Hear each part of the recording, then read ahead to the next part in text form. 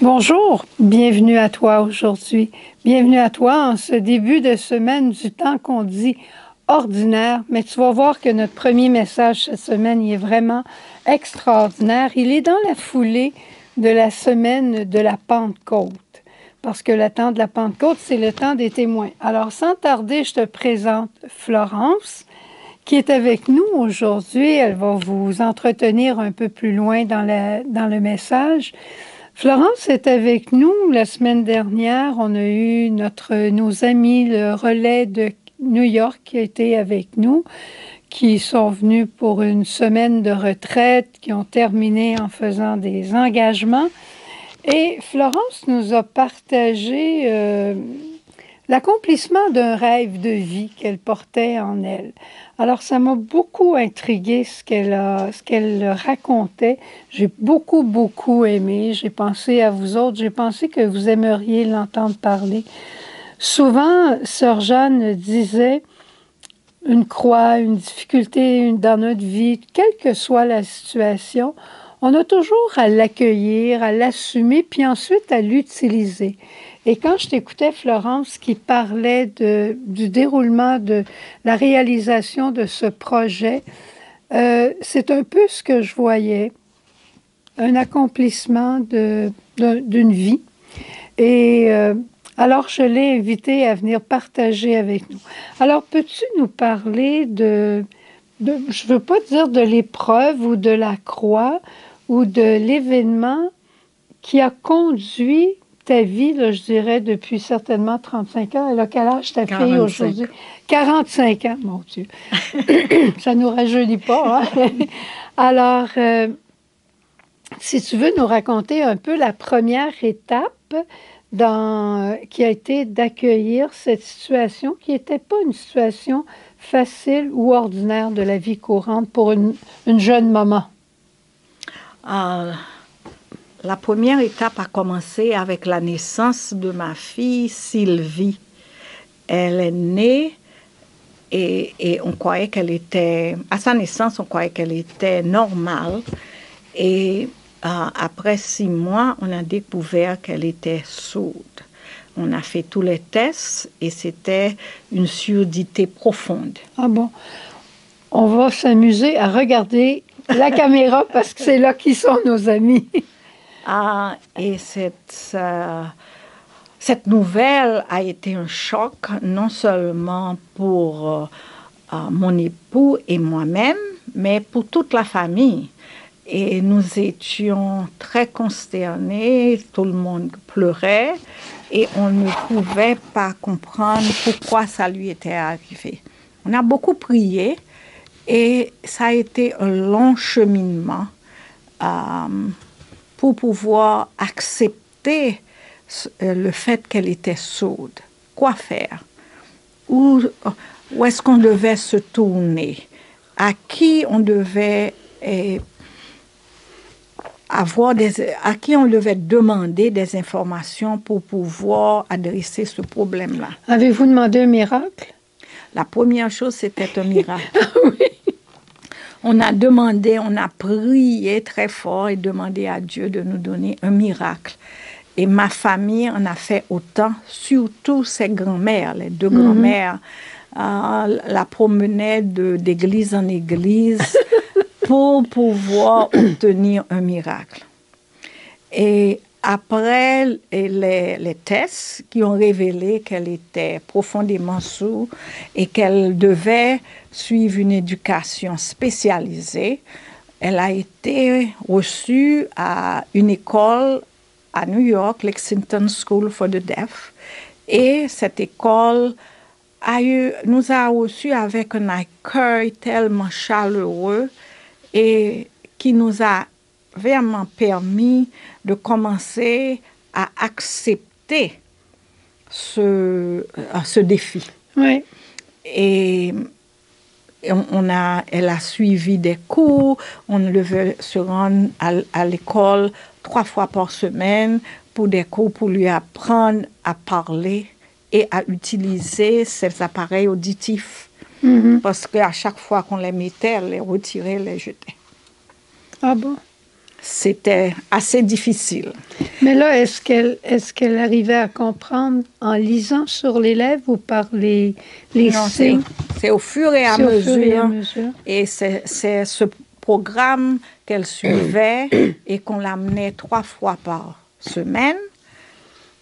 C'est pour lui permettre de s'adapter à lire les lèvres, à comprendre comment le son sortait de sa gorge et à utiliser les appareils auditifs. C'est tout un programme. Ça veut dire que tu t'es bien impliqué dans les événements de l'école.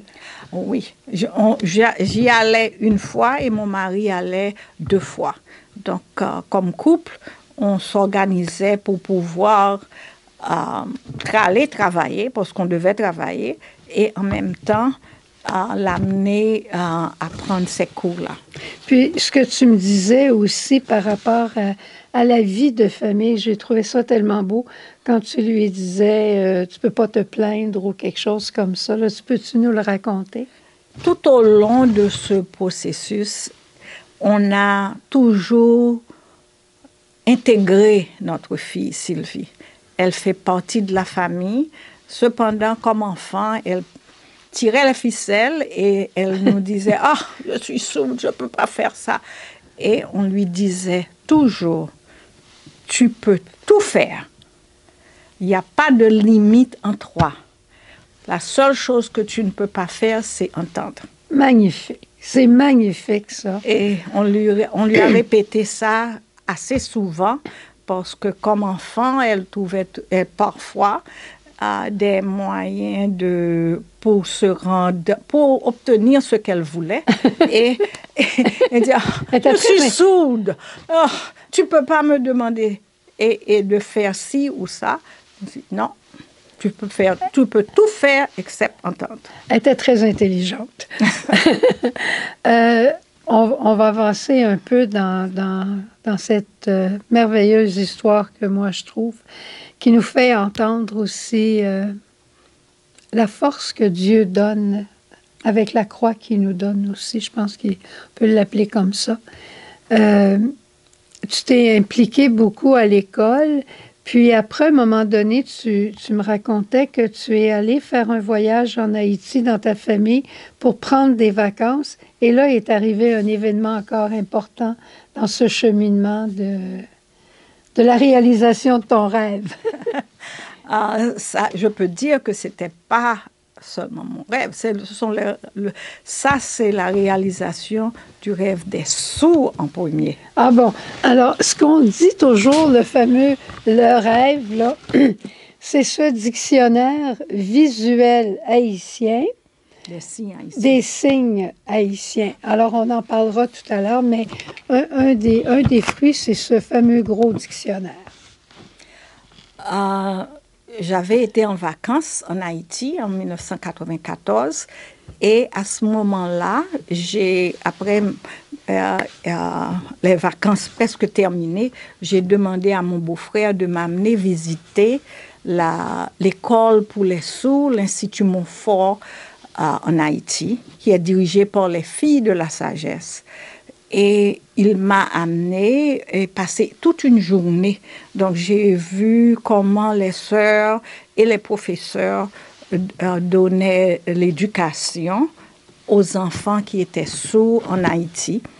Et j'ai réalisé que c'était une tâche extraordinaire avec très peu de ressources. Et ça m'avait beaucoup frappée.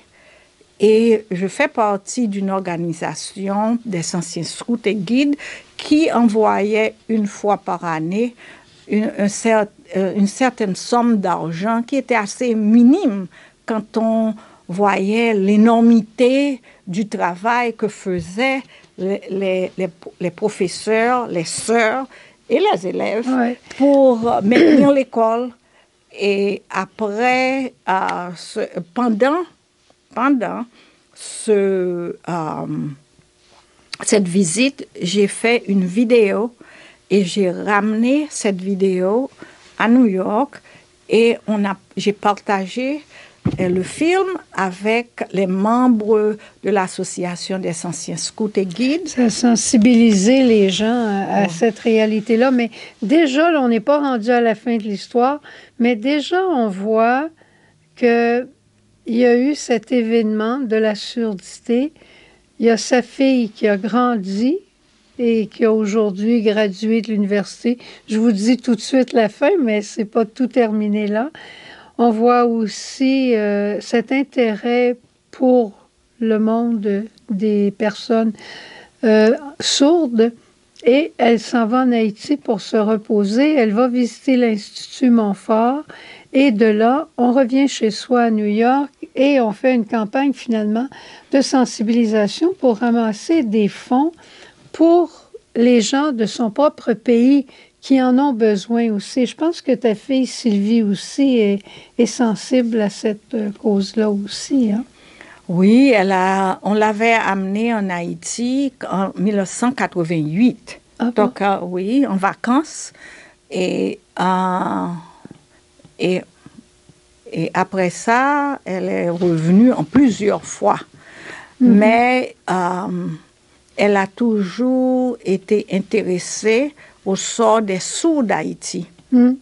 Magnifique. Hein? Donc, il y a une certaine fraternité dans cette communauté, la communauté des sourds, et ça a été très apparent, surtout au moment du tremblement de terre de 2010. Ouais. Beaucoup d'écoles de sourds aux États-Unis ont été sensibilisées et ils ont contribué à la construction du cafétéria qui existe maintenant à l'Institut Montfort. Ah, c'est magnifique. Ce sont les fonds. C'est beau, hein? Moi, je trouve ça, ça me fascine. On continue, on avance parce que le temps nous fait un petit peu avancer, là. Mais arrivons maintenant à ce projet, ce fameux projet de 10 ans. Je te laisse en parler.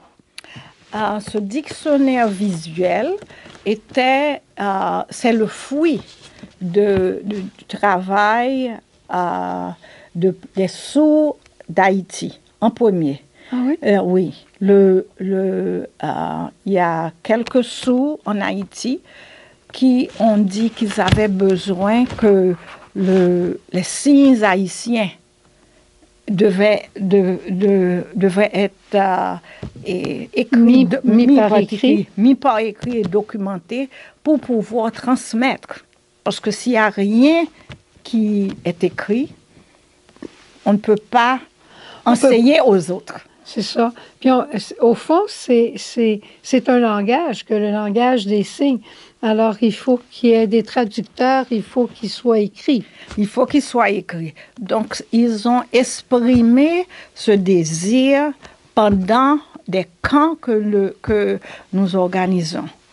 Friends of Montfort, l'autre organisation dont j'ai fait partie, Friends of Montfort a subventionné les camps pour les sourds de l'Institut Montfort. En été, nous faisions 2 semaines de camp et ils se réunissaient, on les amenait près de la mer, ils apprenaient à nager, etc. Et ils étaient ensemble. Mm-hmm. Et au cours d'un de ces camps, ils ont indiqué qu'ils voulaient participer au développement Est-ce que je peux montrer une page? Parce que quand tu en parlais l'autre jour, j'avais tellement hâte de voir à l'intérieur qu'est-ce qu'il y avait. Alors, je ne sais pas si vous pouvez voir, mais pour chaque mot, il y a un signe correspondant et plus que ça. Hein? Un signe, une photo qui montre ce que le signe, la signification du signe, et c'est traduit en 3 langues. C'est le français, le créole et l'anglais. Français, anglais, créole. Imaginez-vous, si vous voulez apprendre une de ces 3 langues-là, vous pouvez, même sans le langage des signes, c'est déjà un dictionnaire en soi, mais c'est magnifique d'avoir fait d'avoir mis les photos, d'avoir mis les dessins, et ce sont les signes au départ qui étaient les signes en Haïti. Ce sont les signes haïtiens qui allaient se perdre parce qu'après le tremblement de terre de 2010, nous avons eu beaucoup de personnes qui sont venues nous aider et et parmi lesquels des Américains. Et le langage des signes américain, c'est ASL, American Sign Language. Donc, ils sont venus et ils ne connaissaient pas la langue des signes haïtienne. Donc, ils ont dit aux sourds haïtiens, votre langue, nous ne pouvons pas l'apprendre parce qu'on n'a pas de documents pour l'apprendre. Donc, vous devez adopter la langue des signes américaine parce que elle est bien meilleure. Oui. Donc, ça a vraiment désappointé les sourds haïtiens. Et au fur et à mesure, ils voyaient que, en apprenant le ASL, ils pouvaient être compris des Américains. Mais cependant, ils ne se comprenaient plus entre eux. Parce on va s'approcher de Babel, ça continue. Et c'est ainsi que ceux qui ont pu apprendre le ASL, ils se sentaient un peu supérieurs aux autres. Et puis, il y avait une division dans cette communauté-là qui était assez difficile. Donc, certains d'entre eux ont dit, pourquoi on n'essaie pas de travailler ensemble pour le faire?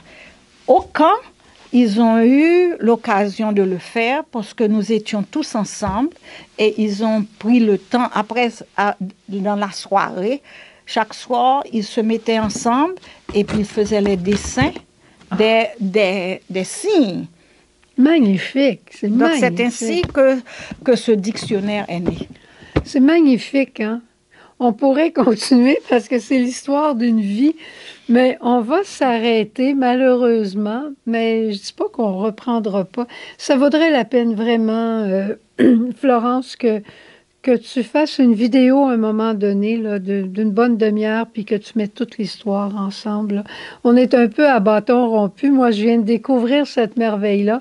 J'avais hâte de vous la partager. Et en terminant, je demanderais à Florence, elle qui a passé des étapes, hein, parce que tout n'a pas été rose. Là, on arrive à une étape qui est certainement pas la fin d'une belle histoire d'amour. J'ai même appris qu'il y avait une université pour les sourds à Washington, D.C., que j'ignorais complètement.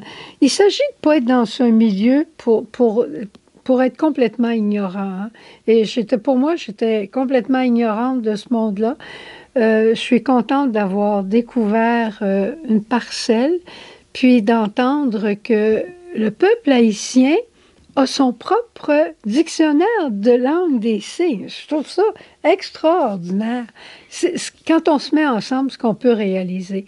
Mais c'est certain que Florence a dû passer, elle aussi, par des hauts et des bas et se tourner beaucoup vers Dieu pour arriver à assumer ces événements-là, puis justement les utiliser, comme disait Sœur Jeanne, pour la croissance de Sylvie. Elle est mariée aujourd'hui. Elle a 2 beaux enfants qui entendent, qui sont entendus. Et elle fait sa vie. Elle est modiste aussi. Hein? Elle est modiste, mais elle travaille. Elle travaille dans travail social et travailleuse sociale aussi. Alors, il n'y a pas de limite. Comme tu disais, tu peux tout faire sauf entendre. Alors, est-ce que tu ferais une prière pour nous, Florence, pour demander au Seigneur qu'il nous donne cette force et ce courage de savoir qu'il est avec nous? Et qu'est-ce que tu me disais du miracle? Tu avais demandé un miracle, tu n'as pas été exaucé? Ah oui, bon, encore plus. Parce que je demandais au début que Sylvie entende. Mais ce n'était pas le plan de Dieu. Et l'acceptation du plan de Dieu, c'était la première étape pour moi. Et quand, au fur et à mesure, j'ai pu voir que Sylvie est une femme très indépendante et qu'elle peut travailler et qu'elle peut se subvenir à elle-même, j'ai dit, mais mon Dieu, tu m'as donné un miracle parce que j'avais initialement indiqué, mais ce que tu as voulu. C'était ton miracle à toi et je l'accueille. C'est magnifique. Alors, on accueille ta prière, Florence. Seigneur Jésus, Je te remercie pour toutes tes grâces.